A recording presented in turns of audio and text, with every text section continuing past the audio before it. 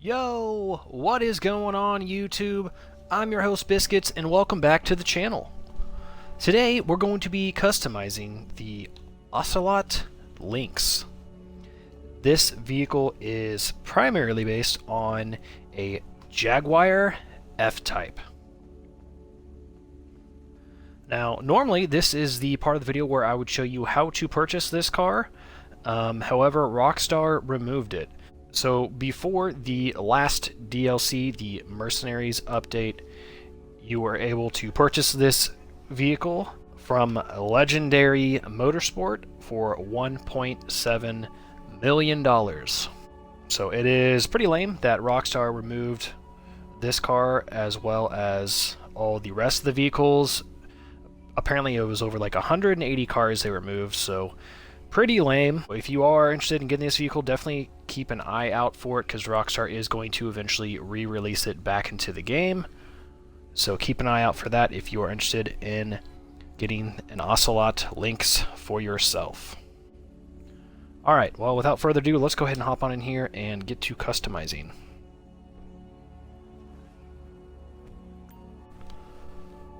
Alright, well, starting off with the armor, as well as the brakes on the front bumpers.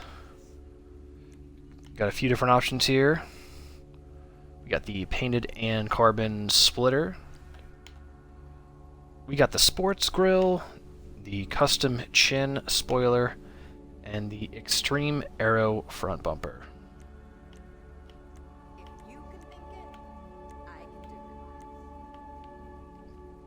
Alright, I like the way the painted and carbon splitter is looking, so let's go ahead and go with that. It's definitely a front bumper that makes it look even more like a Jaguar F-Type, so let's try to stick to that theme here with this build. Moving on to the rear bumpers. We got carbon rear, which I can't really see what exactly is carbon, so I'm guessing it is the black part where the license plate, it turns into carbon, and it also deletes the side vents there on the side. We got painted rear bumper. Oh boy, ugh. Do not care for the look of that. Painted rear diffuser, that's a little bit better looking. We got painted bumper and diffuser. And we got the carbon rear diffuser. Honestly, I kind of like the way the painted bumper and diffuser looks better. Even though it is less aggressive looking, I don't know, I feel like it just complements the body of the vehicle better, so let's go with that. On to the chassis, we can throw a roll cage on. You watch my other videos, I'm not really a big roll cage fan, so probably going to skip that. Onto the engine, we'll go ahead and go level 4.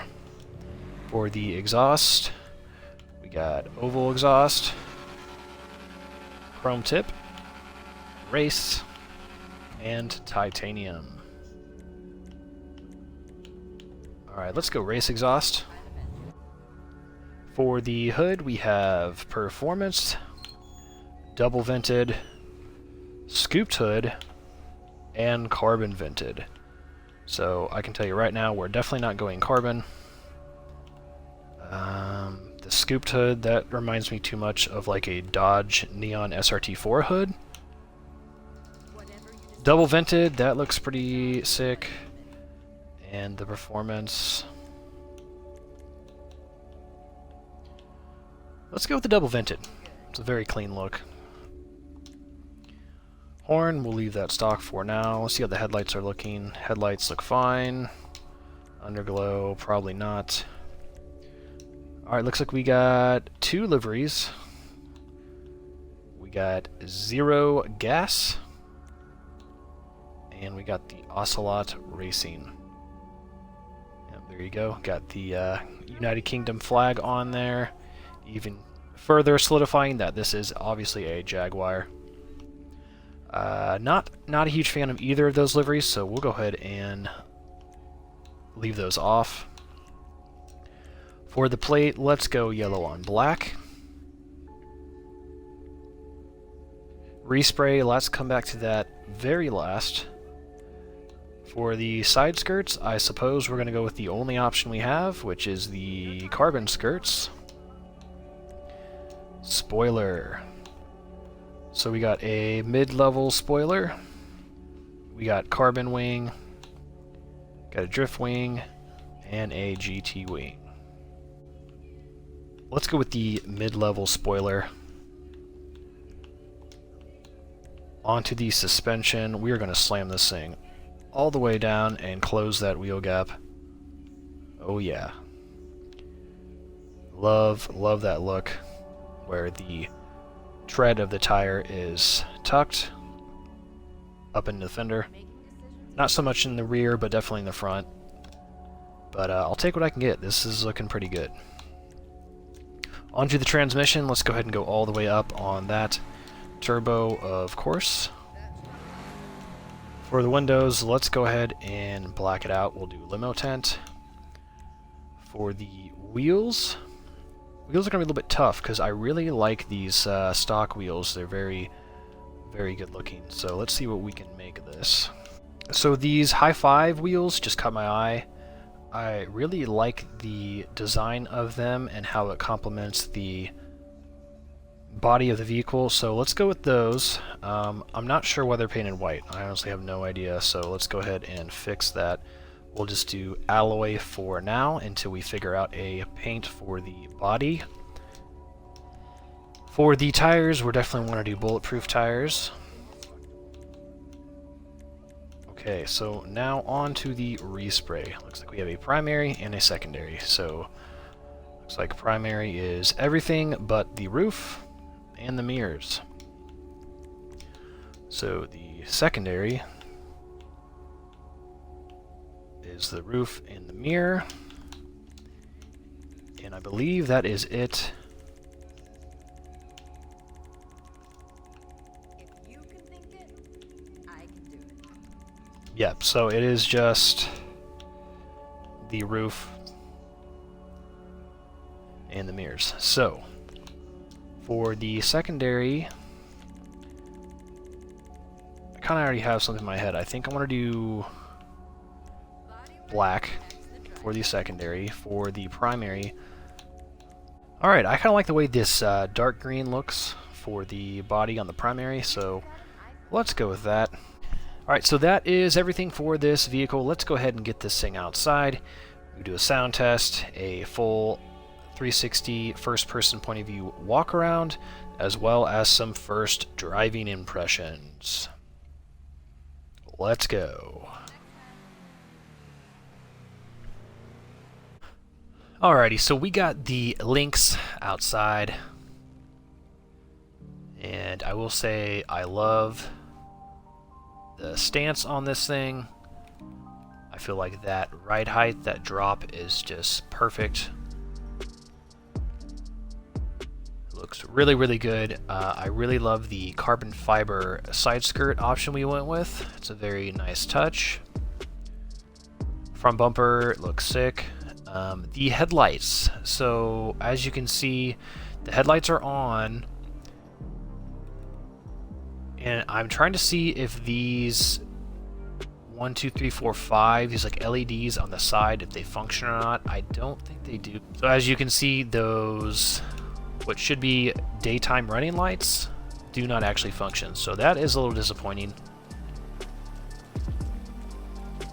Of course, it's gonna rain. What else is new?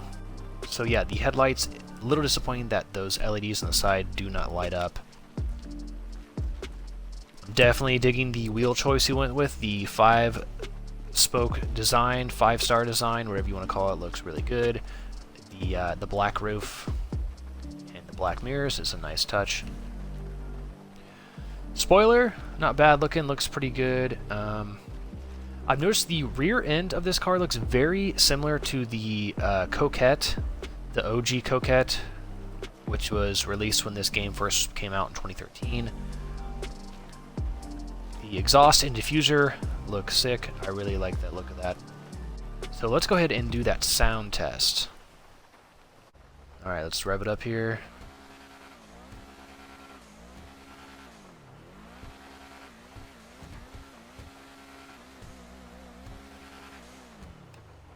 Yeah, not bad. Sounds decent when you're revving it. Actually really like the sound of this car while you're driving it. So I'm going to shut up for a minute so you guys can hear.